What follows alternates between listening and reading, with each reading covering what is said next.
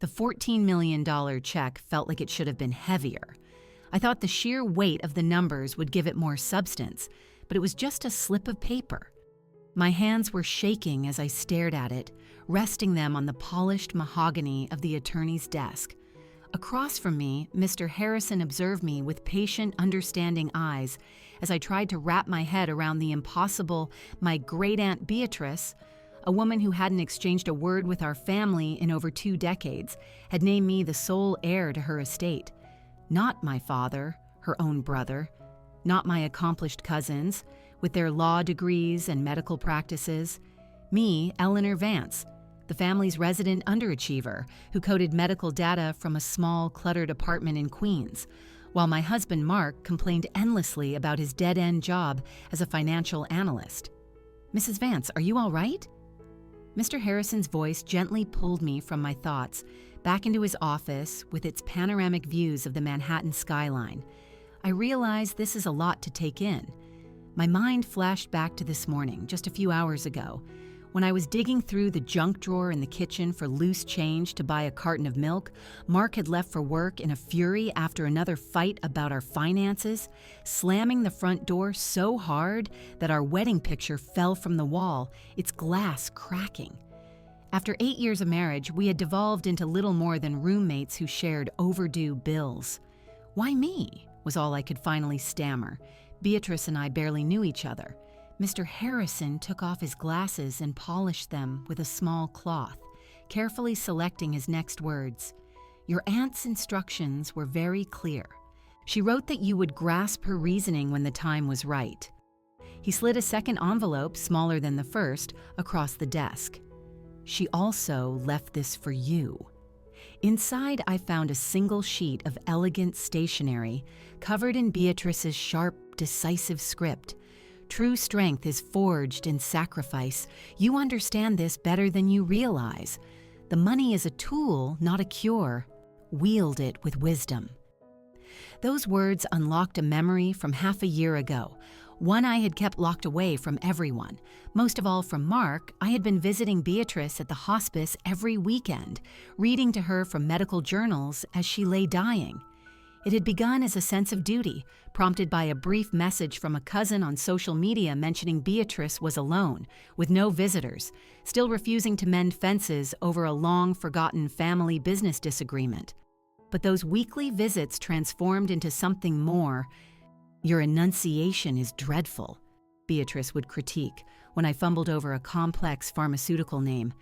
"If you're going to read about cytotoxic T cells, at least show the science the respect of pronouncing it correctly."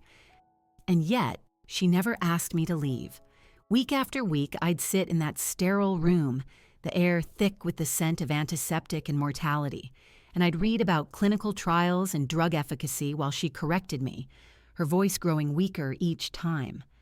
During our final visit, when the morphine had clouded most of her sharp intellect, she had grabbed my wrist with a surprising surge of strength. "You're not like the rest of them," she had whispered, her eyes suddenly lucid. "The others, all they seek is comfort. You understand that strength is forged in sacrifice. Remember that when your moment comes." I never told Mark about those visits. He would have sneered at my misplaced obligation, asking what I hoped to get from a dying woman who had turned her back on her own family. The truth was, I went because I saw a piece of myself in Beatrice, a woman who had prioritized her career over convention, who had built a pharmaceutical empire at a time when women were rarely seen in a boardroom. She had paid for it with loneliness, but she had lived life entirely on her own terms. "The estate is valued at approximately $14 million, Mr. Harrison went on, drawing me back to the present. "This encompasses her investment portfolio, real estate holdings in the Hamptons and Manhattan, and other assets. There are no stipulations. It is all yours. $14 million. The amount was so large it felt unreal, like play money in a board game. Just this morning, I had hidden the final notice for our overdue rent under Mark's briefcase, knowing another argument about money would plunge him into one of his cold, silent rages. He was never violent, but his coldness was a weapon, leaving wounds no one could see. He wasn't always like this. In college, he had been ambitious, yet tender, frustrated but filled with hope. 8 years of rejections from top investment banks had soured that hope into a corrosive sense of entitlement. "I have to tell my husband," I said, my hand already reaching for my phone. "Of course. Take as much time as you need. We can begin processing the paperwork in the coming days." Mr. Harrison rose and offered his hand. "Congratulations, Mrs. Vance. Your life is about to change in a profound way." As I walked out of the high-rise building into the light afternoon rain, I felt a strange sense of detachment, as if I were floating above the sidewalk, observing a scene from someone else's movie. The cramped apartment where Mark and I had been slowly suffocating felt like it belonged to another lifetime. On a whim, I walked into a luxury watch shop on Madison Avenue I had passed countless times, but never dared to enter. "I'd like to see your vintage chronographs," I told the clerk, who didn't so much as raise an eyebrow at my worn-out jeans and faded coat. The watch was $950, more than our monthly rent.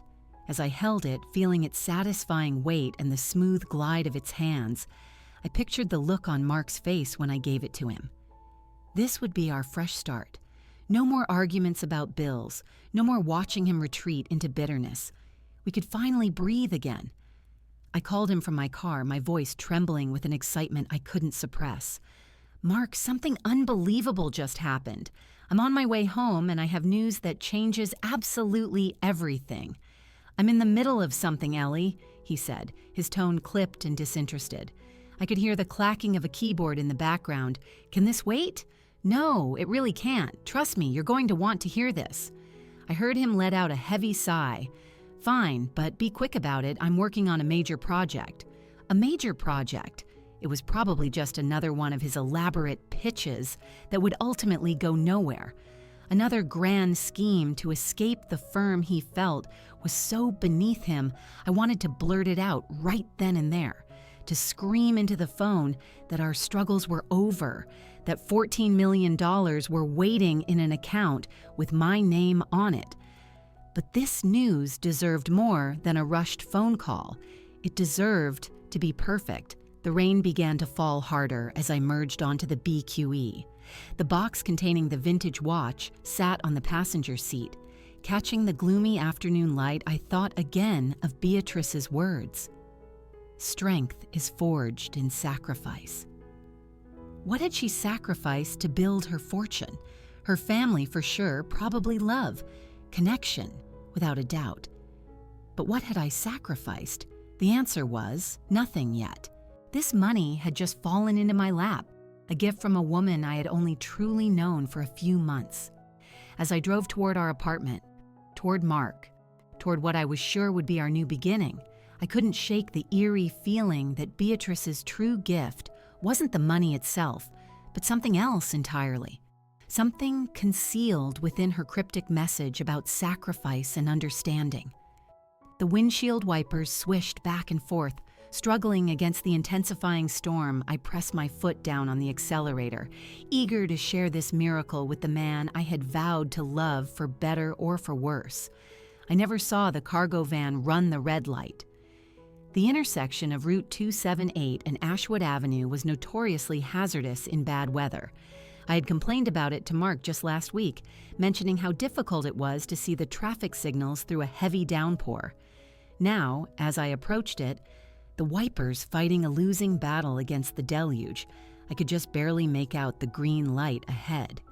The watch box slid across the dashboard as I gently tapped the brakes, and I reached over to steady it. My mind filled with the image of Mark's face as he opened it. That's when the cargo van appeared. It shot out from the cross street like a solid wall of steel. The driver's face, a mask of horror visible for a single, terrifying instant through his windshield. His eyes were wide, his mouth agape in a silent scream. He was slamming on his brakes, but the wheels had locked, and he was sliding uncontrollably through the red light on the slick, wet asphalt. My hands reacted on instinct, yanking the steering wheel hard to the right, but the laws of physics had already sealed our fate. The impact was a symphony of destruction. First, the hood of my car crumpled like an accordion. Then the airbag deployed with a violent burst, filling the car with white powder and the smell of burning fabric. The watch box flew open in mid-air, its precious contents spinning through the cabin as my car was thrown into a violent rotation. My phone, still showing Mark's picture from my last call, sailed past my head, and through it all, a single absurd thought looped in my mind. We never paid the rent. It was such a bizarre thing to be thinking about as glass shattered and metal twisted around me. Then there was only darkness. Not the peaceful darkness of sleep, but a complete and total void. No dreams, no sensations, no awareness of time passing. When I finally emerged, it was to the rhythmic beeping of machines and the sterile, chemical scent of hospital-grade cleaner. My throat felt like it was coated in sandpaper. Every breath was a fresh wave of fire in my chest.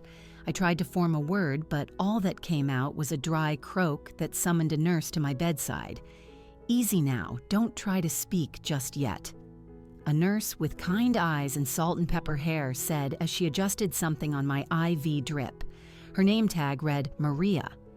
"You've been unconscious for 3 days. You had some internal bleeding. We had to do emergency surgery. You're very lucky to be alive." 3 days, my mind reeled, struggling to bridge this 3-day gap in my existence. 3 days. Where was Mark? I tried to gesture toward the empty chair next to my bed, my question clear, even without words. Maria busied herself with my chart, avoiding my gaze. "Let's just focus on your recovery for now. The doctor will be in to explain everything during his rounds." But the doctors came and went, talking about a shattered clavicle, surgical pins holding my shoulder together, and a traumatic brain injury that had stolen fragments of my memory. No one explained why my husband hadn't been sitting by my side when I woke up. By the 4th day, I could manage a whisper. The first thing I asked for was my phone. Maria brought it to me with some reluctance. The screen was spider-webbed with cracks, but it still worked. There were 19 missed calls, all from my college roommate, Claire, none from Mark. His last text, sent before the accident, read, "Stop calling, I'm busy." I dialed his number with fingers that wouldn't stop trembling. It went straight to voicemail. On the 5th try, I left a message, my voice raspy and barely recognizable. "Mark, it's me. I'm at Mount Sinai Hospital. I was in an accident. Please come." 2 more days passed in silence. I tried to invent logical reasons for his absence. Maybe his phone was broken. Maybe he was frantically searching other hospitals. Maybe our landlord hadn't given him my messages. We didn't have a landline anymore. It was another one of our budget cuts. But surely someone would have told him. Surely he was out there, worried sick, looking for me. The morphine kept everything feeling hazy and surreal, but it couldn't numb the icy dread that was slowly creeping into my heart. Maria brought me ice chips and expertly dodged my questions. I could hear the other nurses whispering in the hallway outside my room. On my 7th day of consciousness, my 4th day of calling, Mark finally picked up what? His voice was sharp, laced with irritation. "Mark, thank God, I'm in the hospital. I was in an accident." "I know about the accident, Ellie." The coldness in his tone sliced through the fog of my medication. "What do you want?" The words made no sense. I must have misheard. It had to be the head injury scrambling my ability to understand. What do I want? I'm in the hospital. I was unconscious. I need you here. There was a pause, and then came the words that would echo in my mind for years to come. "I don't have time for this, Ellie. I'm done carrying dead weight. Some of us have real futures to build." "What?" The monitor next to my bed started beeping faster. "Mark, I don't understand. I'm hurt. I'm all alone. I'm your wife." You were my wife. "Look, I have to go. Stop calling me." The line went dead. I stared at the phone, convinced I was hallucinating. It had to be the morphine, the head trauma. Something was causing auditory distortions. I immediately called back. The call was blocked. The beeping of the monitor grew more frantic until Maria rushed into the room, checking the screens, adjusting my IV. My husband. I gasped. Between sobs I hadn't even realized had started. Something's wrong. He's not himself. Maria's expression shifted through a rapid succession of emotions: anger, pity, and finally, weary resignation. She sat on the edge of my bed and took my hand. "Honey, your friend Claire has been calling nonstop. Maybe you should talk to her." Claire arrived the next morning, her face a thundercloud of barely restrained fury. She hugged me gently, mindful of my injuries, and then pulled a chair close to the bed. "I didn't want to be the one to tell you this, Ellie, but you have to know what he's done." "Is he hurt? Did something happen to him?" "No, Ellie, he's fine. Better than fine, actually." She took out her phone, her hands shaking with rage. "He told everyone you died in the crash. He posted it all over social media the day after your accident. He even held a so-called memorial service in your apartment." The words felt like they were bouncing off my brain, refusing to sink in. That's impossible. Look, she showed me his Facebook page, and there it was. A long, maudlin post about losing his beloved wife. How life was so precious and fleeting. How he needed time to grieve. Below it were hundreds of comments offering condolences. He had posted it while I was in the operating room, fighting for my life. "He changed the locks on your apartment," Claire continued, her voice trembling. "He's already moved someone else in, a woman named Chloe from that new investment firm he started working at last month." She showed me another picture. It was Mark at a fancy restaurant, his arm wrapped around a dark-haired woman who looked to be in her mid-20s. The caption read, "Finding light in the darkness with someone special." It was posted 3 days ago, while I was leaving him desperate voicemails from my hospital bed. The woman's face gave me pause. There was something familiar about her, in the shape of her eyes, the way she tilted her head. She looked like a younger version of me, from back in college, before years of stress and disappointment had etched lines around my mouth. How? That was the only word I could manage. "I don't know all the details yet," Claire admitted, "but I went to your apartment building. The superintendent told me Mark had all the paperwork, a death certificate, a will, power of attorney. They're all fakes, of course, but they were good enough to fool them.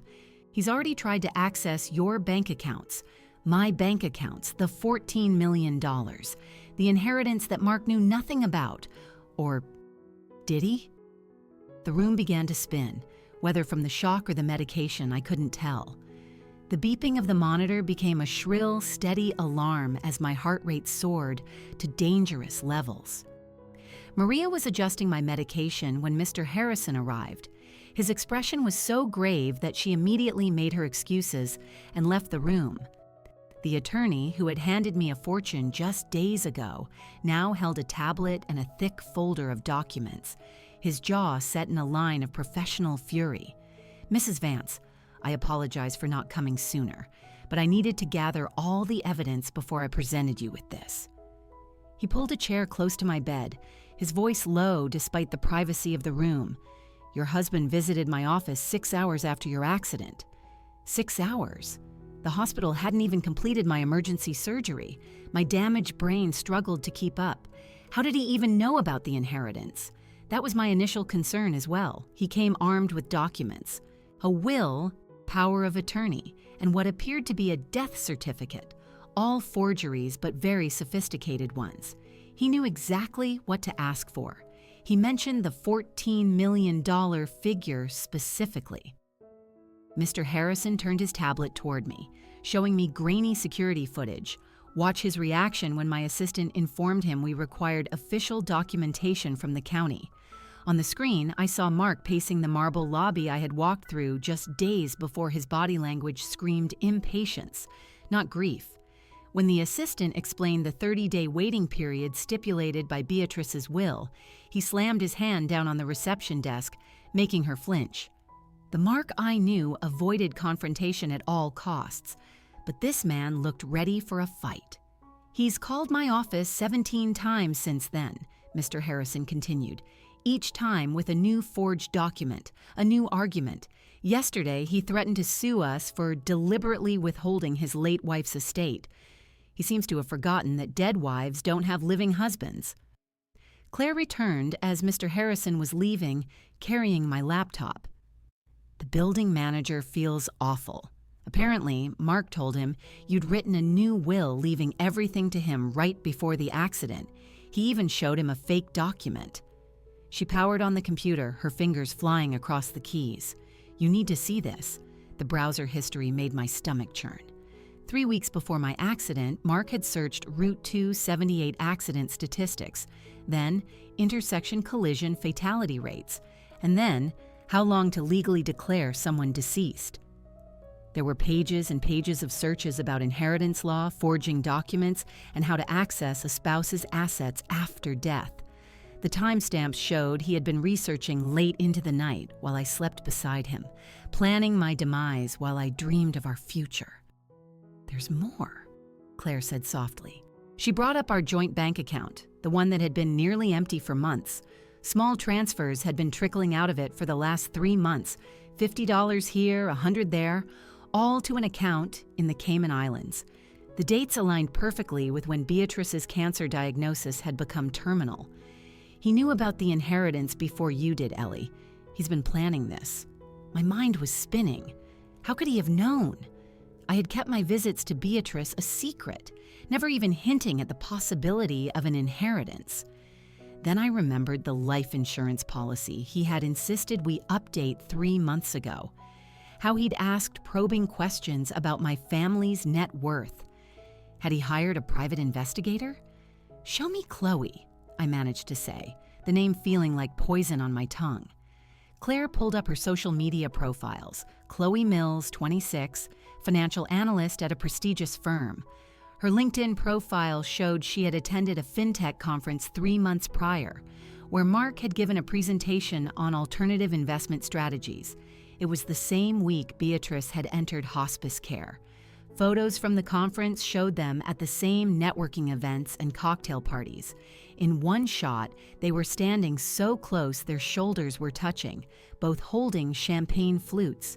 She was laughing, her head thrown back, while he gazed at her with an intensity I recognized. He used to look at me that way, back when I was young and full of a potential he thought he could mold. "Look at her face," Claire said, zooming in on a recent photo. "Tell me you don't see it." I saw it instantly. The same green eyes that looked back at me from the mirror every morning. The same arch of the eyebrows I'd inherited from my mother. Even the familiar tilt of her head when she smiled. It was like looking at a version of myself from a decade ago, before years of exhaustion and disappointment had taken their toll. "It's creepy," Claire murmured. "It's like he went out and found a younger model of you. But there's something else." She navigated to Chloe's Facebook page, scrolling back through years of posts she had been posting about her search for her birth mother since she was 18. "Look at this one from last year." The post read, "Another dead end in my adoption search." Sometimes I wonder if my birth mother even thinks about me. All I have is this one picture and the hope of finding where I came from. The photo attached to the post made my world grind to a halt. It was a faded hospital photograph of a tired-looking teenage girl holding a newborn baby. The girl's face was partially turned, but I knew that profile. I knew that hospital gown. And I knew that baby.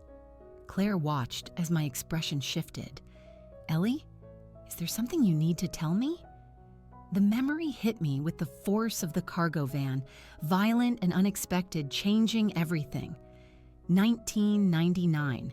I was 18 and pregnant by a boy who disappeared the second I told him.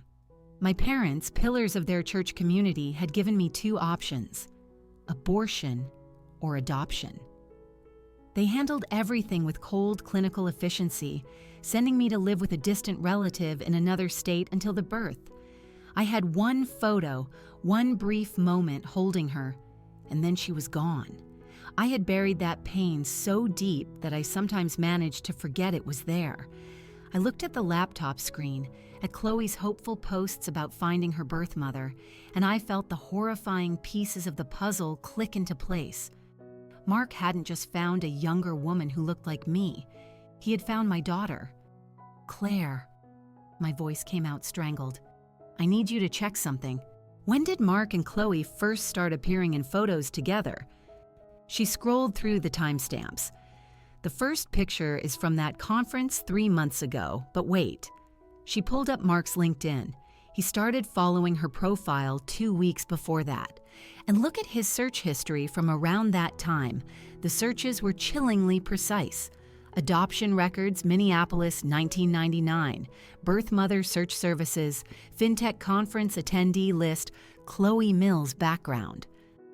And the most damning of all, inheritance rights of biological children adopted out. He had hunted her down. He had found my daughter, seduced her, and was now using her as a pawn in his monstrous scheme. The monitor next to my bed began its frantic, high-pitched alarm as my heart rate spiked. But this time, I didn't care. A white-hot rage was burning through the fog of medication, clearing my mind with a terrifying clarity. That's when I noticed the final document Claire had pulled up. It was a note in Beatrice's handwriting, tucked into the estate paperwork Mr. Harrison had left. I had missed it in my initial shock, but now the words seemed to glow on the page. Some truths are buried for a reason, but they always find their way to the surface. I've watched over her, just as I've watched over you. Be prepared. Beatrice had known. Somehow, my estranged aunt had known about the baby I had given up, and perhaps she had even been keeping an eye on her. This inheritance wasn't just money. It was a catalyst, meticulously designed to drag every hidden secret from the shadows of my life. The physical therapist guided my leg into a stretch, and I bit down on a scream that was trying to tear its way out of my throat. Beatrice's words had become my mantra during these grueling sessions. Strength is forged in sacrifice. Every movement was agony, the pins in my shoulder a constant grinding reminder of the crash. But I pushed myself through the exercises with a new, single-minded purpose. My daughter was out there, being manipulated by the man I had married. Every painful step I took was a step closer to reaching her. You're pushing yourself too hard, Maria warned, watching my face contort with effort as I gripped the parallel bars. Recovery is a marathon, not a sprint. I don't have time for a marathon. I forced myself to take 3 more steps before my leg gave out. Maria caught me, guiding me back into the wheelchair with practiced ease. He's coming here. I have to be ready. Maria studied me for a long moment, then pulled up a chair. I've seen a lot of patients in my 20 years as a nurse. The ones who heal the fastest aren't the ones who just push through the pain. They're the ones who learn to work with it. She showed me a breathing technique, slow and deliberate. Pain makes us reactive. But if you can control your breathing, you can control your response. Try it. I practiced as she counted, inhaling for 4, holding for 4, exhaling for 4. The rage that had been a wildfire since I read Beatrice's note began to cool, settling into something more focused, more dangerous. Maria was right. I couldn't fight Mark's deception with raw emotion. I needed precision. Claire arrived that afternoon with a bag of electronics and a grim look on her face. Mr. Harrison is on his way. We need to get the room ready. She took out my phone and downloaded a recording app cleverly disguised as a calculator. Tap the equals sign 3 times to start recording. The screen can be off, but it will still capture everything. Is that legal? Mr. Harrison says single-party consent applies in this state. You're protecting yourself from fraud and potential harm. She positioned my phone on the bedside table, angling it to capture the entire room. He's also bringing the security footage from his office, the bank records, everything we'll need if this goes to court. Mr. Harrison arrived looking like a general preparing for battle. He surveyed the room with a strategist's eye, eventually choosing a spot behind the door where he wouldn't be immediately seen. Mrs. Vance, we need to discuss the possibilities your husband has shown a pattern of escalating behavior. He might bring his own lawyers, try to intimidate you, or even claim you're mentally incompetent. What if he brings Chloe? The thought of seeing my daughter for the first time, seeing those familiar eyes while she stood by the side of the man who was manipulating her, made my chest tighten. "That's actually our ideal scenario," Mr. Harrison said carefully. "Her presence would provide incontrovertible evidence of his deception, but it will be emotionally taxing for you." We spent the next hour running through different scenarios. Claire played the part of Mark, adopting his dismissive tone while I practiced staying calm. Mr. Harrison coached me on legal terms, warning signs of escalation, and when to call for security. But nothing could have prepared me for the photos Claire had printed out, recent pictures from social media, Mark at gallery openings, business dinners and conferences. The change in him was staggering. Gone was the bitter, resentful man who complained about his dead-end job. This version of Mark wore tailored suits and designer watches, and he carried himself with the easy confidence of someone who had already won. And in every single photo, Chloe stood beside him, her hand on his arm, gazing up at him with pure adoration. "Look at his eyes," Claire said, pointing to a close-up from a week ago. "He's not even trying to look like he's grieving." She was right. The Mark in these photos radiated smug satisfaction, not sorrow. He had shed his old life, shed me like an old, uncomfortable coat. His wedding ring was already gone. "We need to force his hand," I said, an idea beginning to form.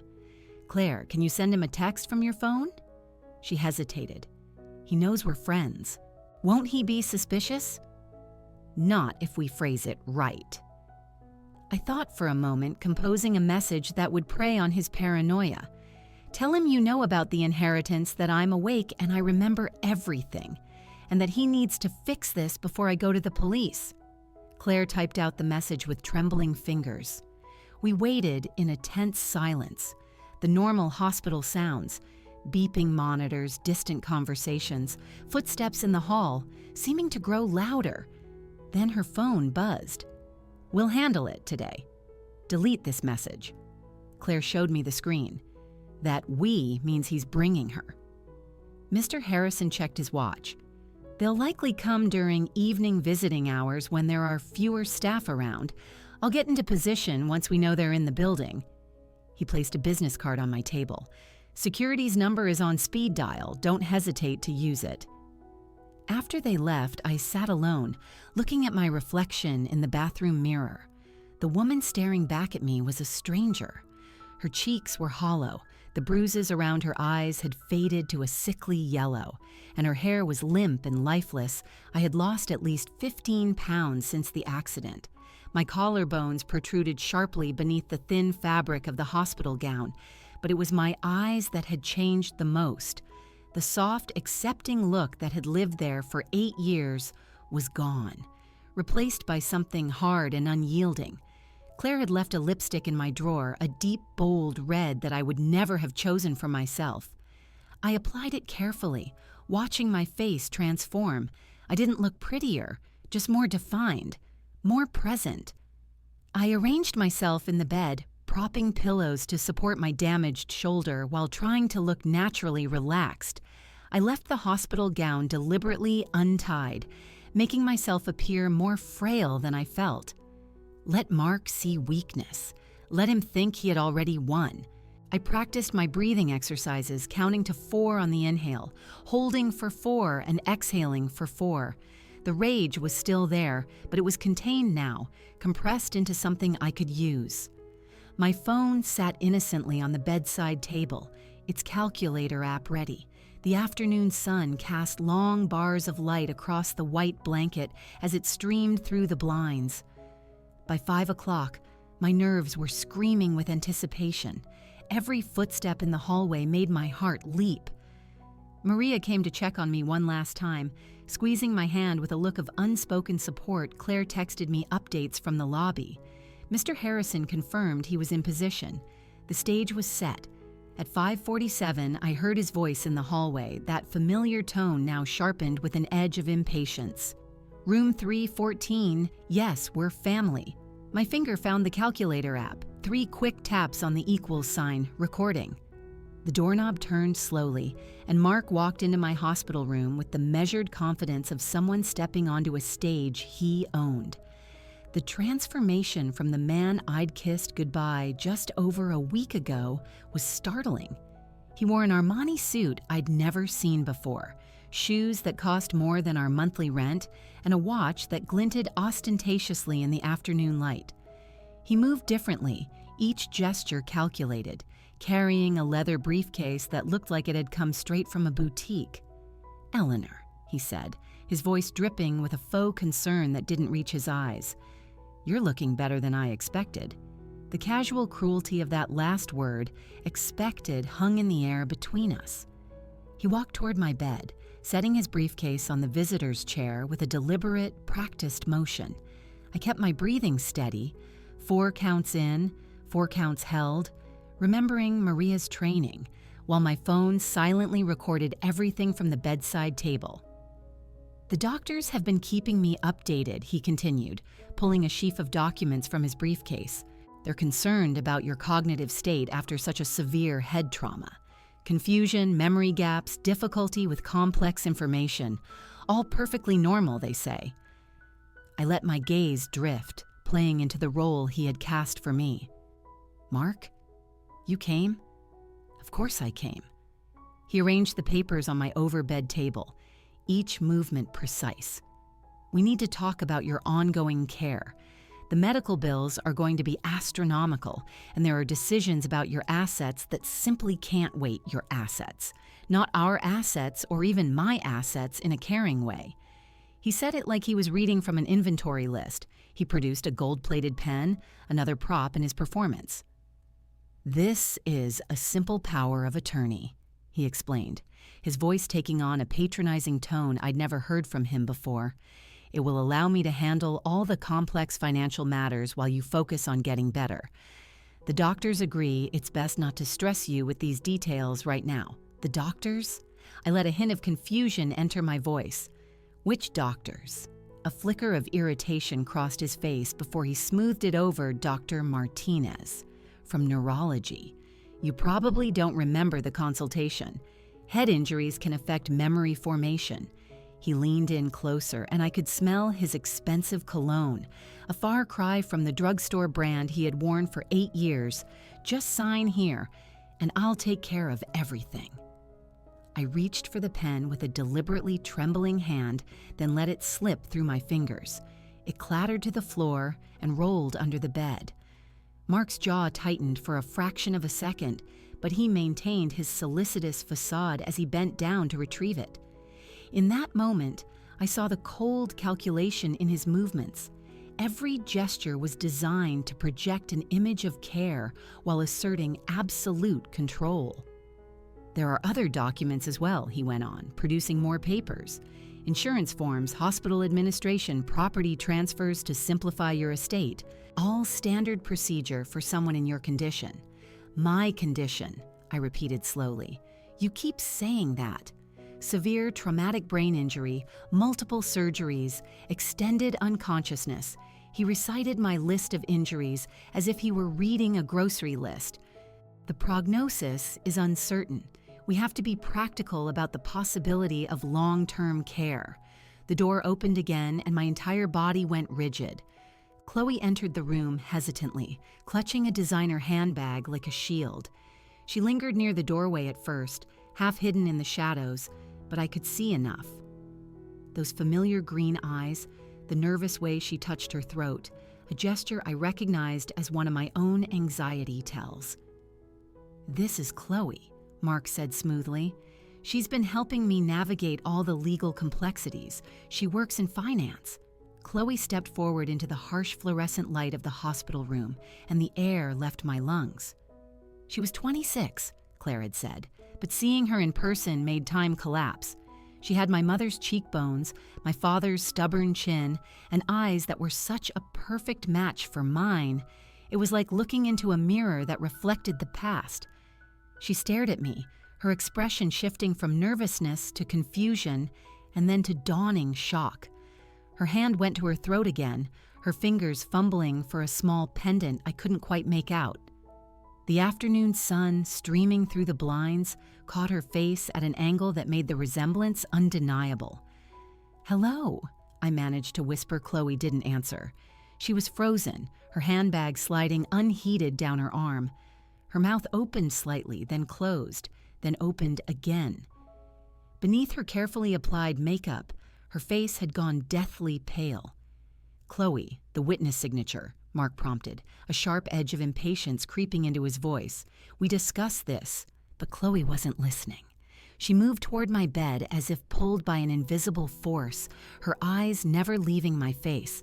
Her hand fumbled in her bag, searching for something with frantic desperation. When she pulled out the photograph, its edges softened and creased from years of being handled, my heart stopped. There I was, at 18, looking exhausted and terrified, in a hospital gown not so different from the one I was wearing now, holding a baby whose face was turned toward the camera. It was the one photo I thought had been destroyed, along with all the other evidence of that secret, painful year. My parents had promised me that everything would be erased, that the slate would be wiped clean, but someone had saved this image. Someone had given it to the child I had held for exactly 43 minutes before they took her away.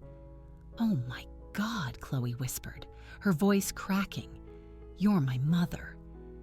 The words hung in the air, a tangible thing. Mark's carefully constructed performance shattered in an instant. His face twisted into a mask of pure fury as he lunged toward Chloe, grabbing her arm so hard that she gasped in pain. "Shut up," he hissed. "Stick to the plan." But Chloe seemed transfixed, tears streaming down her face as she held the photograph out to me with trembling hands. "I've carried this my whole life. It's the only thing my adoptive parents had, the only connection to my birth mother. I've been searching for you since I turned 18. I reached for the photograph, my own hands shaking. The moment our fingertips touched, it was as if a jolt of electricity passed between us. 18 years of separation, grief and longing, all condensed into that single point of contact. "The scar," Chloe breathed, pointing to a tiny mark on the baby's shoulder in the photo. "I still have it, from the emergency C-section. They told me my birth mother almost died having me." I remembered that night. The pain that had come on too fast, the bleeding that wouldn't stop, the terrified faces of the nurses as they rushed me into surgery. I had been all alone, except for a social worker who had held my hand and promised me that the baby would be safe, that she would be loved, that she would have everything I couldn't give her. Mark yanked Chloe backward, breaking our connection. "This is ridiculous." She's confused. Someone has obviously coached her, trying to manipulate the situation. But the truth was already unraveling, plain to see in Chloe's tear-streaked recognition, in the faded photograph that captured a moment I had never forgotten, and in the matching eyes that held 18 years of unspoken questions. "Let go of her," I said, my voice carrying an authority I didn't know I possessed. Mark's grip on Chloe's arm only tightened, his knuckles turning white. She winced but didn't pull away, her gaze still locked on mine. "You planned this," Chloe said to Mark, her voice gaining strength. "The conference in March. You didn't just bump into me at the networking event. You knew exactly who I was." Mark's face was a flurry of calculations as he tried to salvage his collapsing scheme. "She's confused, Eleanor. This girl is clearly disturbed, creating these fantasies to—" "You showed me her medical records," Chloe interrupted, turning to face him fully. "You said you'd hired a private investigator to help me find my birth mother. You had documents, high school photos. You even knew about the complications during her delivery." My breath caught in my throat. The complications, the severe hemorrhaging that had nearly killed me, the emergency surgery that had saved my life but ensured I would never carry another child. Those were details only someone with access to sealed medical records could possibly know. "You told me she'd been looking for me, too," Chloe continued, the tears flowing freely now, "that she was wealthy but fragile, and that she needed someone she could trust to help manage her affairs. You said that if I married you, we could be a family, that she would be so happy to see me settled with someone she trusted. Each word was like another layer of my skin being peeled away. Mark had constructed an elaborate fantasy, feeding Chloe the exact story she was desperate to hear, all while positioning himself as the hero who could bridge the gap to the mother she had always longed for. "When did he propose?" I asked, though I already knew the answer. 2 weeks ago, the day after he told me you'd agreed to add me to your will." Chloe's face crumpled with shame. I should have questioned it, but I just wanted to believe it so badly. "The night of my accident," I said, looking directly at Mark. "You were moving boxes out of our apartment." Claire found the security footage. Mark's expression hardened, the mask of civility finally slipping away. "You don't know what you're talking about. 3 hours after the crash, while I was in emergency surgery, you were loading my belongings into a rental van." My voice was steady, despite the fury building in my chest. The building's cameras caught everything. It's all time-stamped. The license plate is clearly visible. Mr. Harrison stepped out from behind the door. His presence immediately commanding the room. Mark spun around, genuinely startled. "Mr. Vance," my attorney said, his voice cold as ice. "I've been documenting this entire conversation, along with your various attempts to access your wife's inheritance through fraudulent means." "This is entrapment," Mark snarled, but his confidence was rapidly evaporating. "This is evidence collection," Mr. Harrison corrected. He held up his tablet, swiping to display a series of documents. "Would you care to explain why you were researching the intersection where your wife's accident occurred 3 weeks before it happened? Or why you've been transferring funds to offshore accounts for the past 3 months?" Chloe gasped, taking a step away from Mark. "You researched the accident location? Traffic patterns, collision statistics, fatality rates," Mr. Harrison continued, reading from the screen. "Quite thorough research for someone who claims to be a grieving widower." The room suddenly felt smaller, charged with a tense energy. Mark's carefully styled hair was starting to look wilted, and sweat beaded on his temples. His expensive suit no longer looked like armor, but like a costume that didn't quite fit. "The baby clothes," I said suddenly, the memory surfacing with startling clarity. "You found my memory box when we moved in January. That's when this all started, wasn't it?" Mark's jaw clenched, but he remained silent. A tiny yellow hat, a hospital bracelet with "Baby Girl Vance" printed on it, and one photograph. I looked at Chloe. "He must have used that information to find you.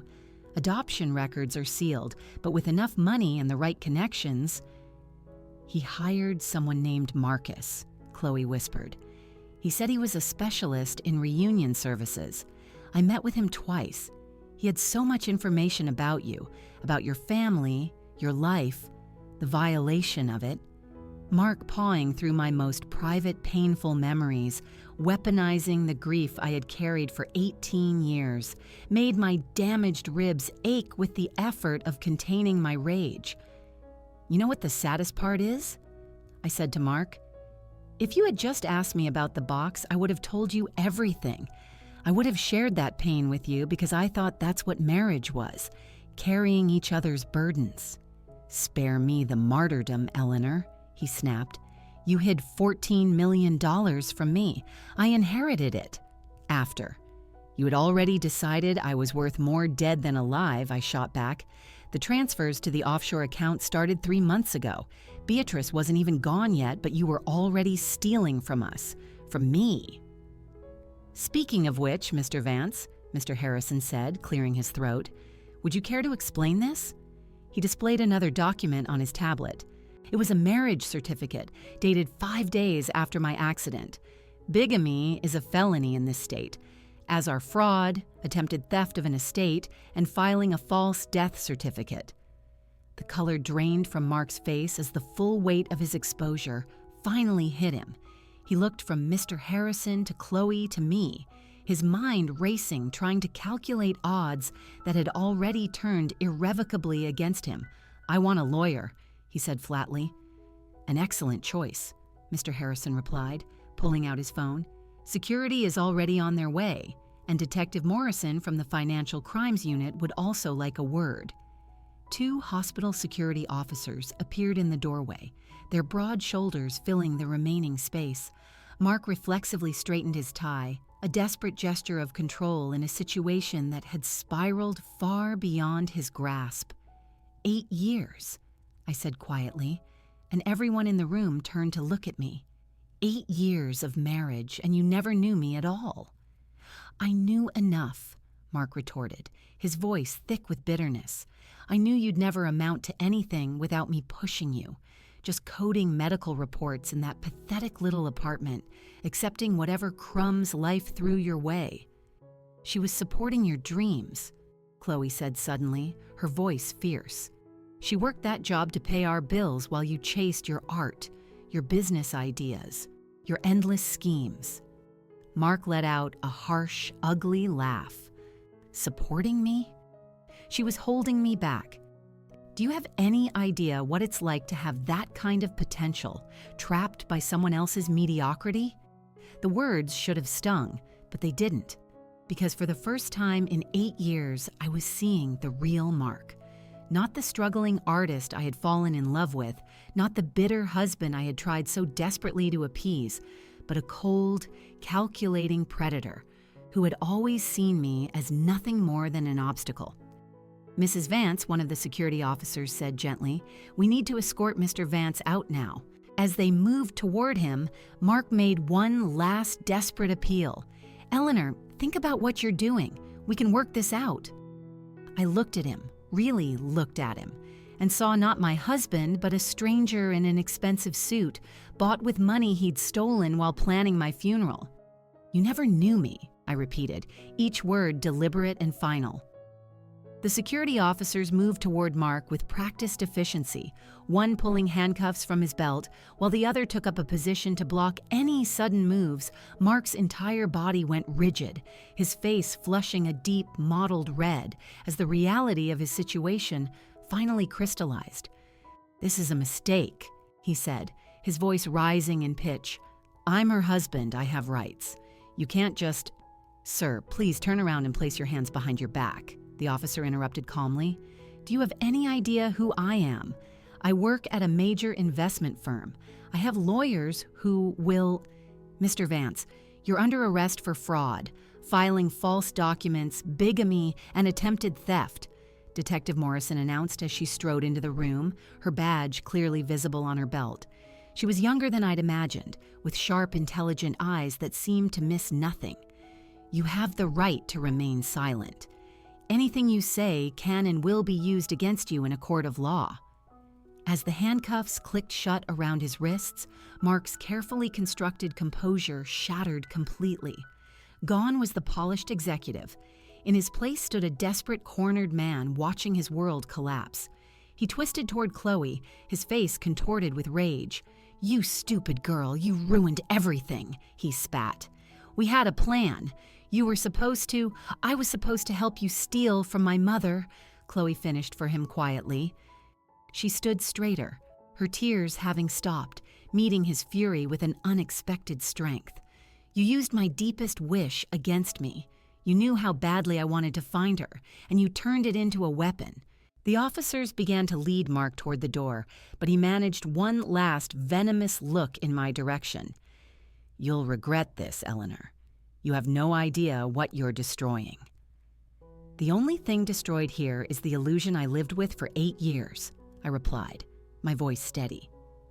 As they escorted him away, his threats echoing down the hospital corridor, the room felt suddenly vast and quiet. Chloe stood frozen near the window, her arms wrapped around herself as if trying to hold the pieces of her world together. Mr. Harrison excused himself to coordinate with Detective Morrison, leaving us alone for the first time as a mother and daughter who were finally aware of their connection. "I'm so sorry," Chloe whispered. "If I hadn't been so desperate to find you, if I had just questioned his story." Stop. I reached out my hand, and after a moment's hesitation, she took it. You are not responsible for his deception. He targeted you because he knew exactly which buttons to push. A soft knock on the door interrupted us. Claire peered around the frame. There are 2 people here. They say they're Chloe's parents. Should I? Yes, Chloe said quickly, then looked at me with a flash of anxiety. Is that okay? They drove all the way from Minneapolis when I told them everything. Mark and Diana Larson entered the room with the careful, hesitant movements of people navigating a minefield. They were everything I had hoped for all those years ago. They had kind faces, wore comfortable clothes, and their wedding rings were worn smooth from a lifetime together. Mark was tall and slightly stooped, with professor-like glasses and what looked like paint stains on his shirt. Diana was shorter and rounder, with laugh lines that spoke of a life filled with joy. You must be Eleanor, Diana said softly. We've heard so much about you over the years, all from an 18-year-old's imagination, I managed, my voice catching. No, Mark said firmly. From a young woman who never stopped wondering about the person who loved her enough to give her a better life. Those words broke something deep inside me. 18 years of suppressed grief came pouring out in ugly, gasping sobs that made my injured ribs scream in protest. Diana moved without hesitation, gathering me into her arms with the practiced comfort of someone who had soothed a lifetime of tears. We always told her, Diana murmured against my hair, that her birth mother must have loved her fiercely to make such a sacrifice. That adoption isn't about not wanting a child, it's about wanting more for them than you can give. Through my own tears, I saw Chloe crying too, held in her father's embrace. We were a strange tableau, 4 people bound together by a decision made by a terrified teenager 18 years ago. When the wave of emotion finally subsided, Detective Morrison returned with a grim update.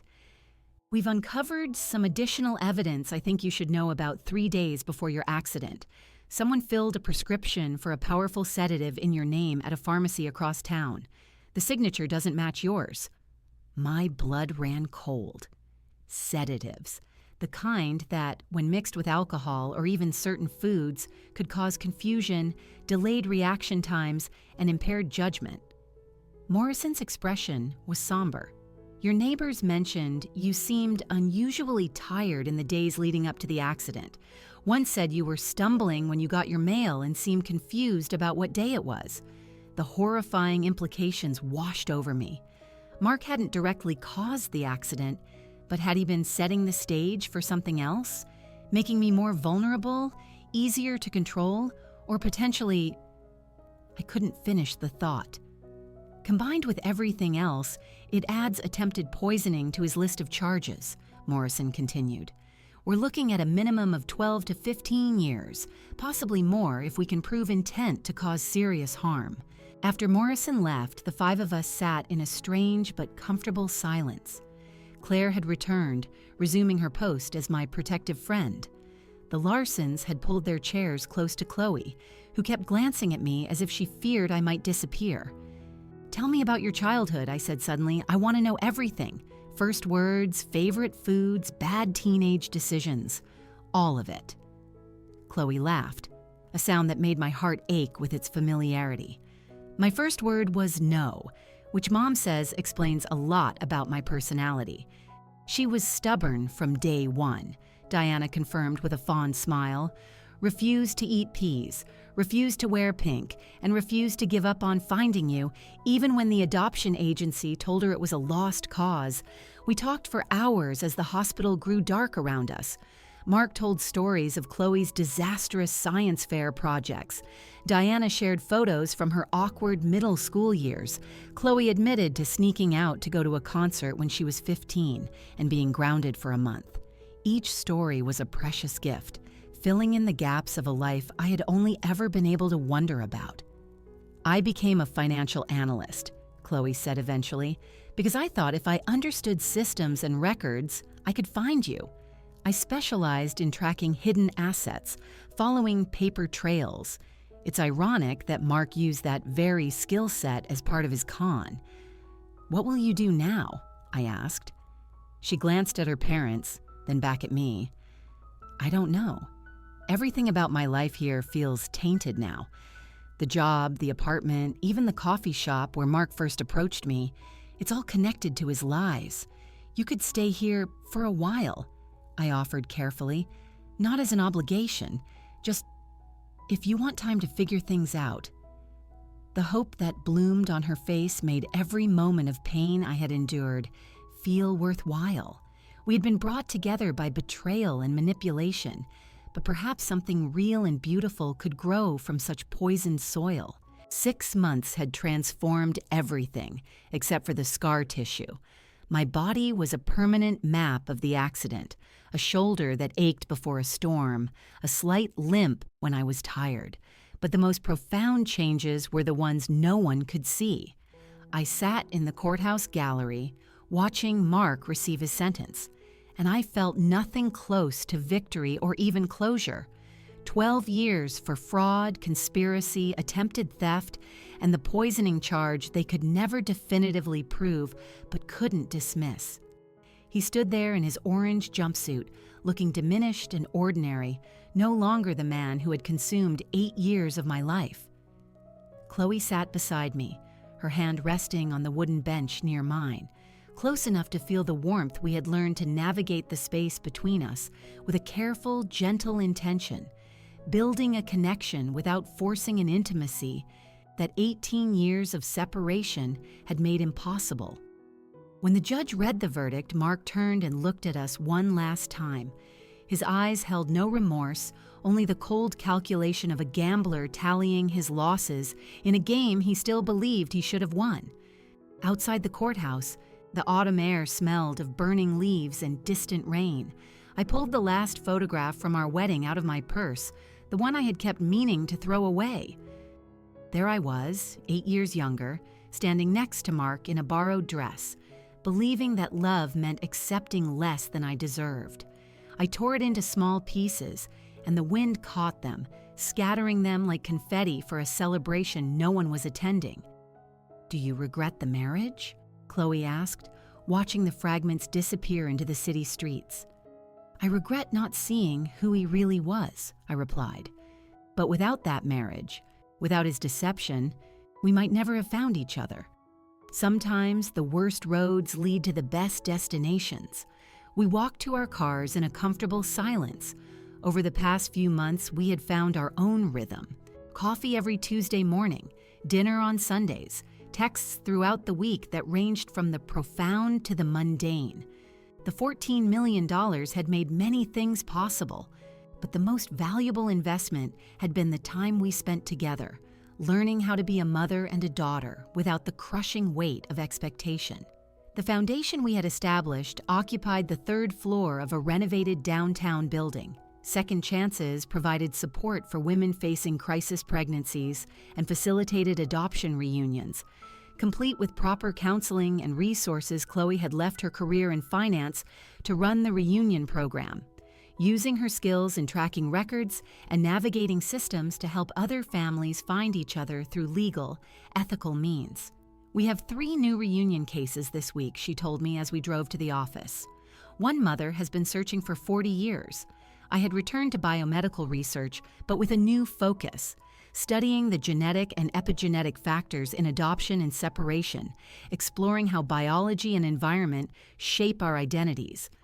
The work felt like a form of redemption, a way to turn my personal pain into something that could potentially heal others. My new lab was modest but well-equipped, funded by the inheritance that had nearly destroyed us but had ultimately rebuilt us. Our apartments overlooked the East River, side by side but not connected, maintaining the healthy boundaries we both needed most mornings.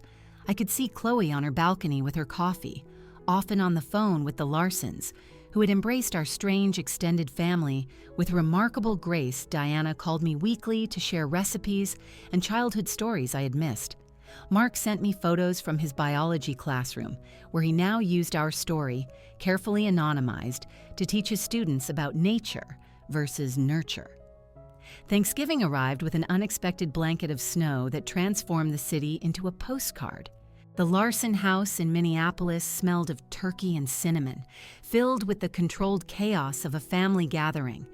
I stood in the doorway holding a pie I had made that Diana would later kindly describe as rustic, watching Chloe help her adoptive mother, her real mother in every way that mattered, prepare the stuffing, arguing good-naturedly over the proper amount of sage Eleanor.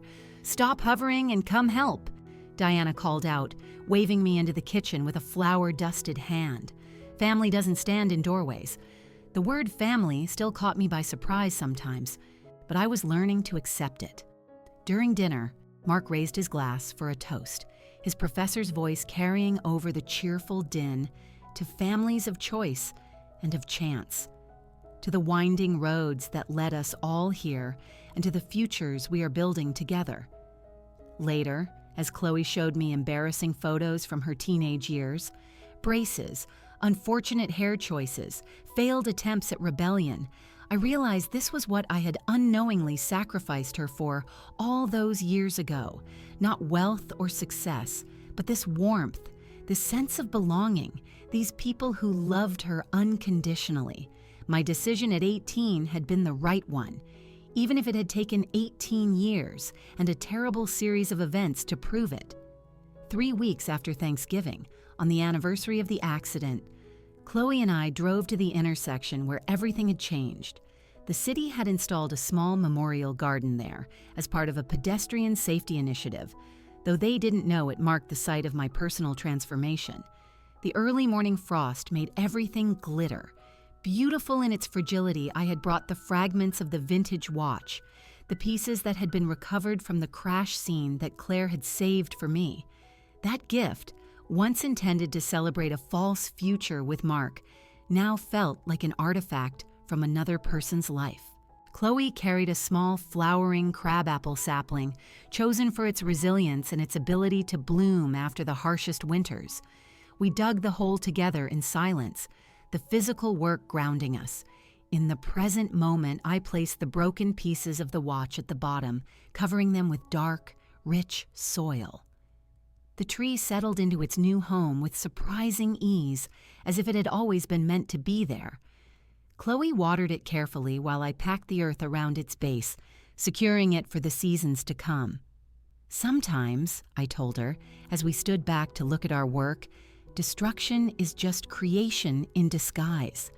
That accident destroyed the life I knew, but it created the space for the life I actually needed.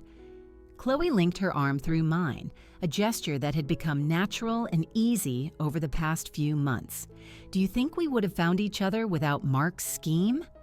I considered her question, watching the morning traffic navigate the intersection where my old life had ended. Beatrice seemed to think so. Her note suggested that the truth always finds its way, but I'm grateful we don't have to wonder.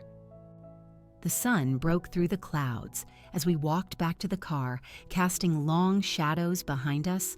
The small tree stood steadfast in its new home, its roots already beginning the invisible work of finding purchase, seeking water, and establishing a foundation that would support decades of growth.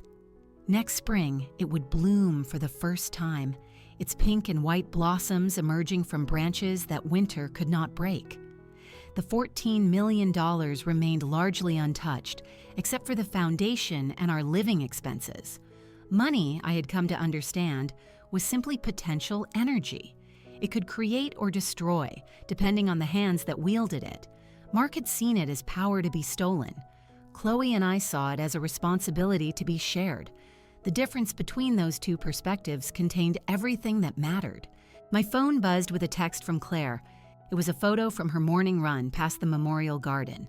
The tree was centered in the frame, the frost sparkling on its slender branches, making it look as though it were dressed in diamonds. "Beautiful addition to the neighborhood," she'd written. "Strong roots make all the difference." I showed the picture to Chloe as we drove toward our separate but connected futures. She smiled, that familiar expression that was so much like my own, yet had become entirely hers. We had been brought together by deception, but we were held together by choice, building something real and lasting from the wreckage of everything false. The intersection grew smaller in the rearview mirror, but the tree would remain, growing stronger with each passing season, a living marker of the spot where one story ended and a better one began. If this story of betrayal and redemption kept you riveted, hit that like button right now.